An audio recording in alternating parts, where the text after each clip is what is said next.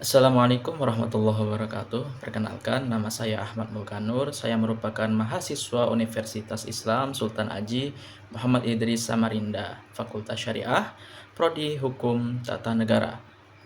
Adapun tujuan pembuatan video kali ini berkenaan untuk memenuhi ujian tengah semester 5 kali ini dengan mata kuliah Hukum Internasional dengan dosen pengampunya yaitu Dr. Hajah Siti Aisyah, SPD SH, MM, MH. Berkaitan dengan hukum internasional, kali ini saya akan membahas secara singkat tentang hukum humaniter internasional. Sebagai pengantarnya, kita lanjut ke dalam pembahasan. Adapun kali ini berkenaan dengan terminologi hukum humaniter internasional. Sebelumnya, hukum humaniter internasional ini merupakan salah satu cabang ilmu hukum internasional. Jadi kita harus tahu beberapa istilah mengenai hukum internasional yang mana nanti dia akan merambat atau berkembang seiring dengan permasalahan yang dialami pada hukum perang atau hukum humaniter ini sebelum menjadi humaniter lah. Istilah hukum humaniter atau lengkapnya disebut International Humanitarian Law Applicable in Armed Conflict. Berawal dari istilah hukum perang, Laws of War, LOW, yang kemudian sering disebut pula dengan istilah hukum sengketa bersenjata. Nah, itu ketika sudah awal hukum perang, kemudian bergeser lagi istilah menjadi hukum sengketa bersenjata, Laws of Armed Conflict, LOAC, hingga akhirnya sering pula disebut sebagai International Humanitarian Law, IHL. Saat ini masyarakat di Indonesia biasa mengatakannya sebagai hukum humaniter internasional, HHI, atau disingkat lagi menjadi hukum humaniter. Nah, itu tadi terminologi singkat mengenai hukum humaniter. Jadi beberapa istilah tadi ya intinya mengacu pada hukum humaniter yang mengatur tentang perang, hukum perang. Lebih sederhananya bisa dipahami hukum perang gitu, guys. Selanjutnya, istilah hukum perang atau the laws of war. Awalnya istilah hukum perang digunakan untuk menyatakan suatu aturan-aturan tentang perang antar negara. Tetapi karena trauma Perang Dunia Kedua menelan banyak korban di kalangan penduduk sipil, maka dilakukanlah upaya menghindarkan dan bahkan meniadakan perang. Artinya mereka berusaha untuk menciptakan atau membuat alternatif lain supaya bagaimana caranya untuk penyelesaian masalah atau konflik itu atau sengketa senjata tadi itu tidak melalui perang saja atau bahkan harus meniadakan perang itu. Jadi upayanya apa? Upayanya dengan harapan agar dampak peperangan yang mengerikan itu tidak terjadi lagi. Jadi tidak menimbulkan korban sipil yang tidak termasuk dalam kombatan dalam perang tadi.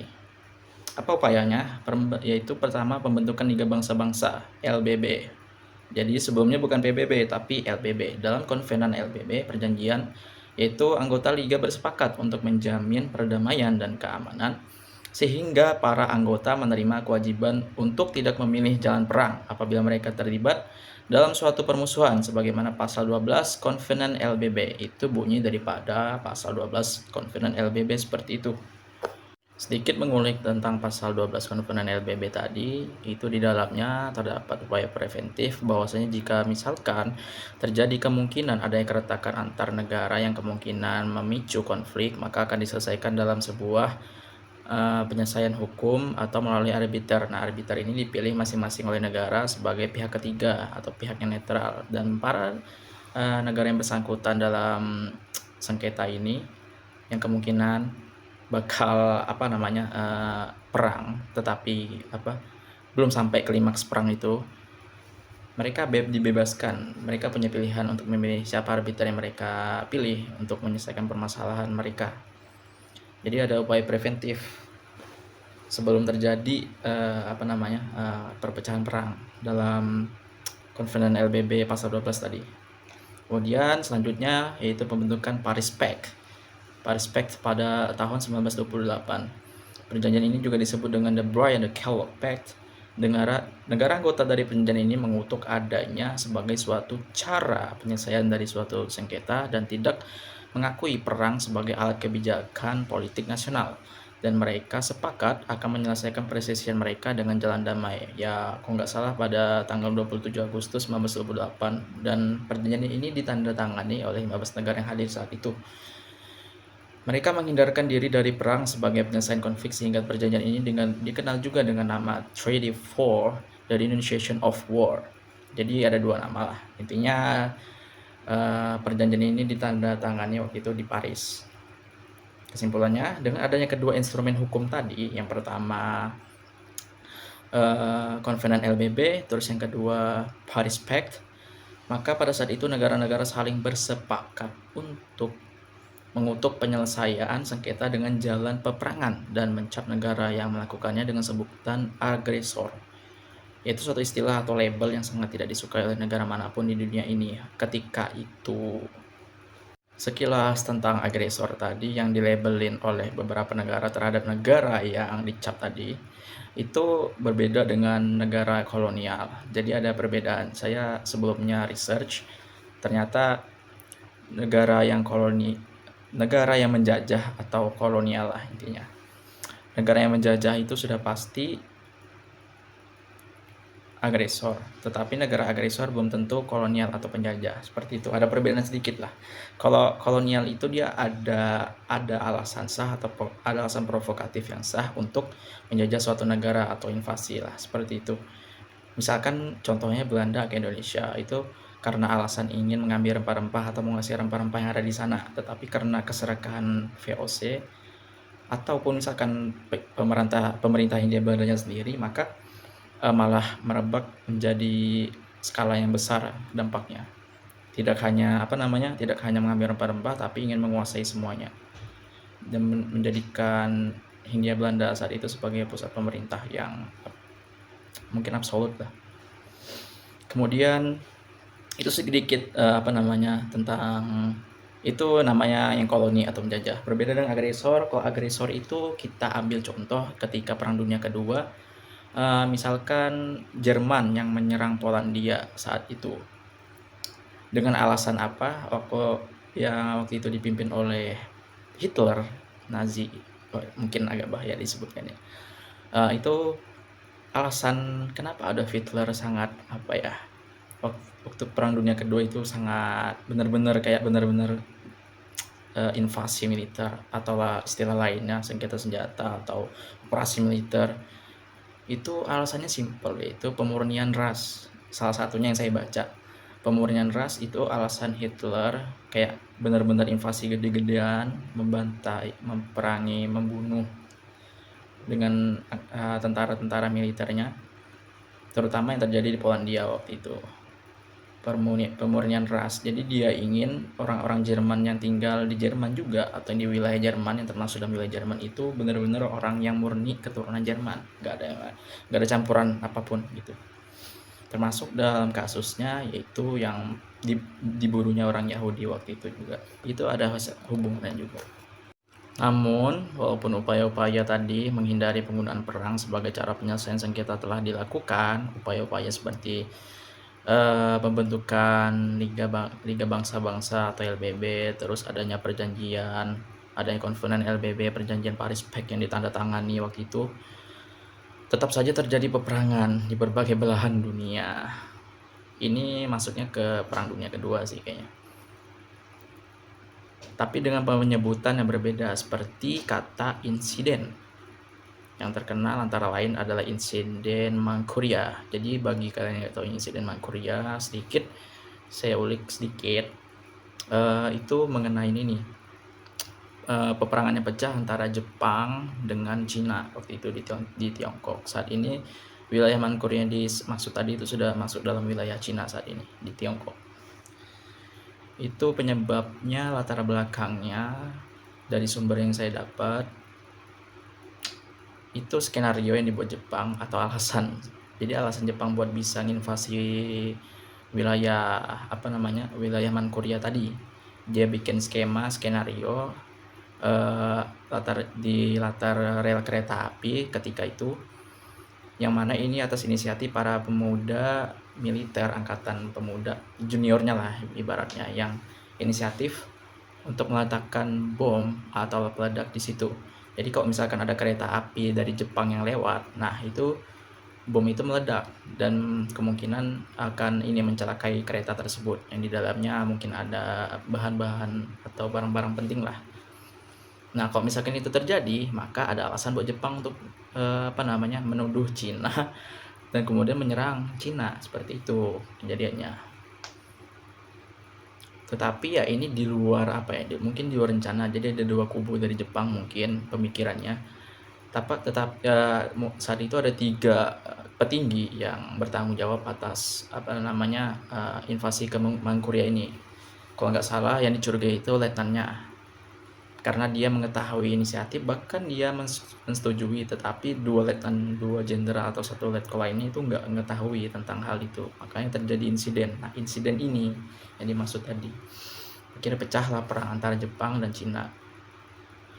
Kemudian habis itu adanya operasi militer, istilah operasi militer, kemudian istilah sengketa bersenjata, aksi polisionil dan lainnya. Jadi bukan perang saat itu, tetapi diganti istilah namanya.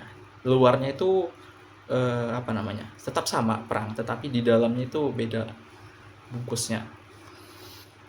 Operasi militer, padahal ya tetap aja tujuannya sama, praktiknya itu sama, tetap perang juga gitu. Cuma ada pemalsuan nama lah intinya. Oh ya, terkait dengan aksi polisionil ini tadi juga berkaitan dengan agresi militer yang dilakukan Belanda. Itu istilah aksi polisionil itu lebih ke agresi militer Belanda yang dilakukan Belanda pasca sudah Perang Dunia Kedua, yang mana Jepang udah menyerah terhadap Indonesia. Saat itu Indonesia masih dalam masih dalam revitalisasi lah mungkin bahasanya. Jadi ada niat penyatuan negara-negara, tetapi saat itu di pulau-pulau tertentu seperti Pulau Sulawesi, Pulau Sumatera, itu masih terjadi konflik. Bahkan di sana hidup orang Indo-Eropa. Ya bisa dibilang keturunan campuran, yang mana bisa dikatakan lagi keturunan Belanda itu ada lahir di sana. Jadi waktu itu mungkin bagi teman-teman yang tahu film The East atau The Ost yang tentang tragedi perang ini perang Westerling ya, itu Westerling. Nah kayak gitu, itu menceritakan tentang yang terjadi di Sulawesi. Itu kaitannya ke situ larinya. Jadi alasan mereka nyerang itu karena mereka ingin ngeklaim bahwasanya pulau-pulau itu milik pemerintah Hindia Belanda. Jadi Belanda ini masih belum kapok gitu buat belum menyerah tentang hak klaim kepulauan tersebut. Mereka yang masih mengakui bahwasanya itu bisa jadi mereka yang miliki gitu, Pulau Sulawesi dan Sumatera. Tetapi kan ya ada perlawanan di sana. Ya justru karena itu Belanda menuduh ke pemerintah Indonesia waktu itu dipimpin oleh kabinet Sultan Syahrir juga, karena kurang perhatian atau kurang fokus dalam melindungi orang Indo-Eropa. Nah, jadi itu alasan mereka punya alasan untuk menginvasi atau menyerang wilayah Sulawesi dan Pulau Sumatera kayak gitu. Itu alasannya mereka, yang termasuk daripada agresor tadi ya. Kemudian penyebutan beberapa tadi istilah yang bersengketa bersenjata, invasi, operasi militer, itu berpengaruh dalam perubahan penggunaan istilah hukum perang. Jadi hukum perang itu jarang terdengar, kemudian negara-negara banyak menggunakan istilah sengketa bersenjata sebagai padanan untuk istilah perang. Jadi kata perang itu udah dirubah saat itu. Masa transisi Perang Dunia Kedua sampai selanjutnya. Maka hukum yang mengaturnya juga ikut mengalami pergeseran penyebutan, sehingga jarang lagi terdengar penyebutan hukum perang. Akan tetapi istilah hukum sengketa bersenjata atau the laws of armed conflict menjadi istilah yang sering digunakan saat itu. Istilah tersebut kemudian digunakan pula di dalam konvensi-konvensi Jenewa 1949. Akibat ulah agresor yang kita bahas tadi, maka itu mempengaruhi instrumen hukum yang sebelumnya saya sebutkan, 2 hukum tadi seperti Konven LBB dan juga Paris Pact. Nah, efektivitasnya apakah seberapa jauh gitu tentang dari Konven LBB sendiri bahkan Paris Pact tadi ke Perang Dunia Kedua gitu. Ternyata enggak berpengaruh banget gitu, karena banyaknya oknum-oknum negara agresor, tetapi ya mereka punya dalih untuk defensif gitulah, agar tidak dicap sebagai agresor. Jadi ketika LBB sendiri yang mengusut, misalkan contoh yang terjadi di Mangkuria tadi, ternyata nggak ada bukti apanya ya, bukti menyeluruh real, yang bukti nyata yang bisa yang didapat terkait insiden Mangkuria tadi, dan itu tantangan terbesar bagi LBB sendiri. Kemudian saat itu juga Jepang saat itu juga dia walk out atau keluar dari LBB, dan kemudian gak lama setelah itu ya LBB juga bubar juga saat itu. Kemudian juga Paris Pact, yang perjanjian yang dibuat, yang ditandatangani di Paris, juga di dalamnya tidak mendeskripsikan upaya pembelaan diri. Maksudnya ibaratnya di dalam perjanjian tersebut tidak mengatur tentang sanksi. Tidak ada sanksi yang disematkan dalam perjanjian tersebut, jadi nggak efektif banget, sehingga tetap saja terjadi peperangan, bahkan berlanjut Perang Dunia Kedua yang lebih parahnya.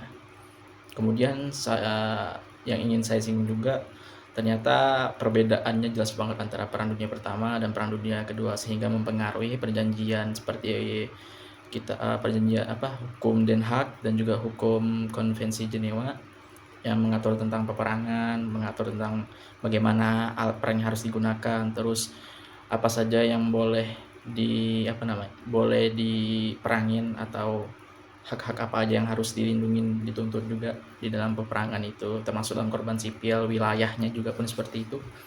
Jadi kalau di Perang Dunia Pertama itu ternyata kan dia kan perang parit ya, nggak salah. Intinya ketika misalkan Amerika perang dengan Jepang, nah Amerika mengirim itu mereka ngaturnya ini kayak atur tempat pulau ke pulau, diutus gitu ke pulau yang nggak berpenghuni, nggak ada nggak ada penduduk sipilnya, sehingga ya tidak ada hukum yang mengatur saat itu tentang korban sipil. Berbeda dengan Perang Dunia Kedua, ketika Perang Dunia Kedua kepecah, ya itu terjadi di wilayah penduduk sipil yang mengamankan banyak korban jiwa. Itu perbedaannya sih. Jadi kalau misalkan lebih gentle, dinilai lebih gentle ini sih Perang Dunia Pertama, dan lebih efektif seperti itu daripada yang sekarang. Lebih bukan perang sih, istilah perang bukan perang seperti itu di sini. Ibaratnya tuh udah nggak etis, nggak gentle juga sih perang yang kayak menyabotase menyandera warga sipil ataupun menyandera orang-orang yang tertentu gitu. Walaupun ya memang ya kata-kata umum ya kita nggak mengikuti hal seperti itu lagi, maksudnya itu kuno, cara kuno. Justru cara kuno seperti itu yang gentle menurut saya, seperti itu. Nggak dibenarkan kita menyandera atau melibatkan orang-orang yang tidak terlibat, tetapi harus dilibatkan, bahkan menghilangkan nyawa mereka kan. Contoh yang terjadi ya kita lihat sekarang sampai saat ini, yang terjadi antara konflik Palestina dan Israel. Kemudian agresor tadi yang belum saya sempat jelaskan secara detail, itu intinya kalau misalkan satu negara dicap sebagai agresor, maka ibaratnya dia di blacklist dari kerjasama dengan negara lain. Jadi buat kerjasama dengan negara lain itu bakal susah banget, karena akses buat misalkan contoh mereka mau kerjasama dan bekerja sama dalam bidang ekonomi atau budaya atau sosial, pertukaran seperti itu bakal sulit banget. Atau misalkan perdagangan, karena ya itu tadi dicap sebagai agresor. Jadi kayak kepercayaan negara lain terhadap negara tersebut yang di blacklist atau dicap sebagai agresor itu juga turun. Jadi ibaratnya tuh kalau dalam akreditasi ya itu akreditasinya jelek banget negara itu. Itulah dampaknya kalau misalnya dicap sebagai agresor. Jadi lebih parah daripada negara koloni.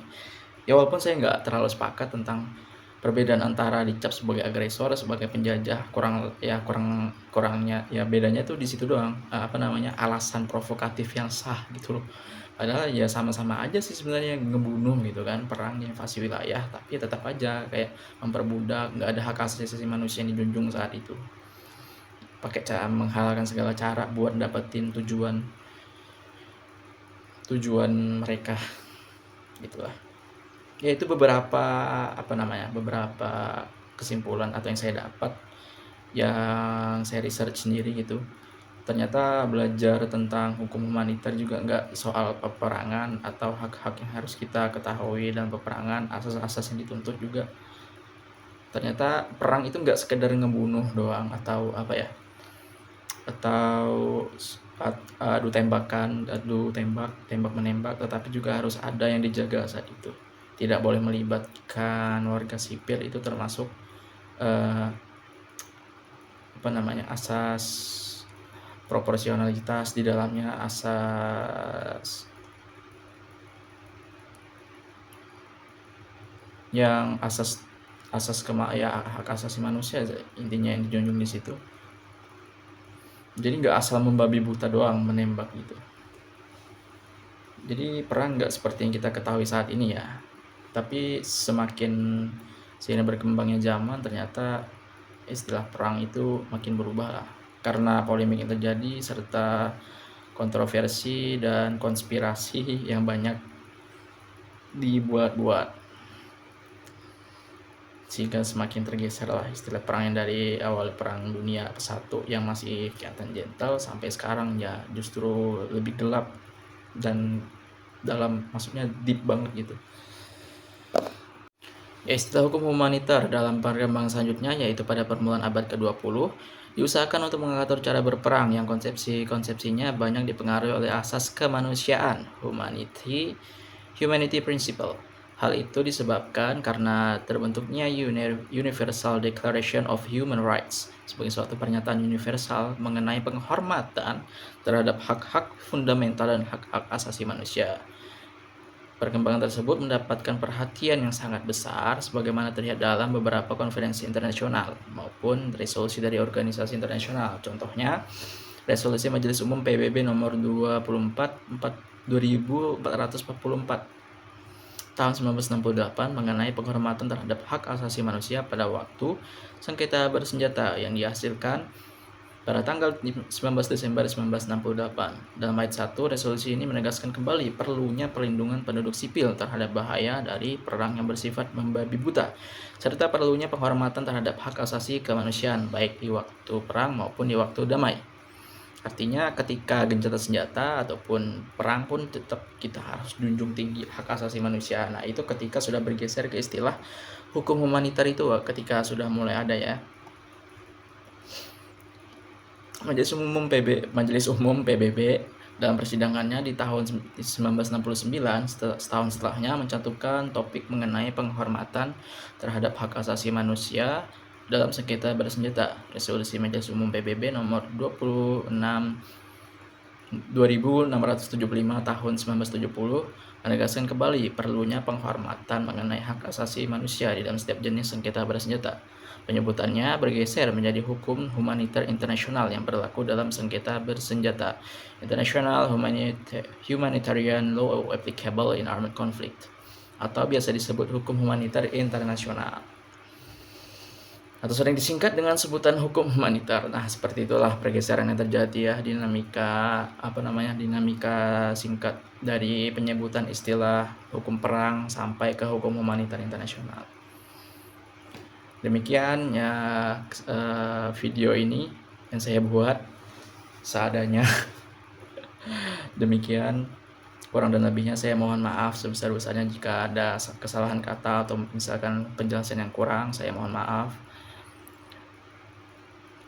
Kemudian saya mengajak kepada teman-teman yang sedang menonton video ini agar sekiranya kalau bergabung atau yang ingin berkuliah khususnya yang di Samarinda atau di Kalimantan Timur atau di daerah Kabupaten Kutai Timur untuk berkuliah di UINSI Samarinda, Universitas Islam Negeri Sultan Haji Muhammad Idris Samarinda, karena kalian nggak memahami hukum secara positif dari sejarah hukum positif, tapi dalam sejarah hukum Islamnya juga kalian bisa pahami di situ. Justru lebih universal dan kayak hukum Islam itu lebih jelas banget lah kaitannya dibanding hukum positif. Itu yang saya dapat.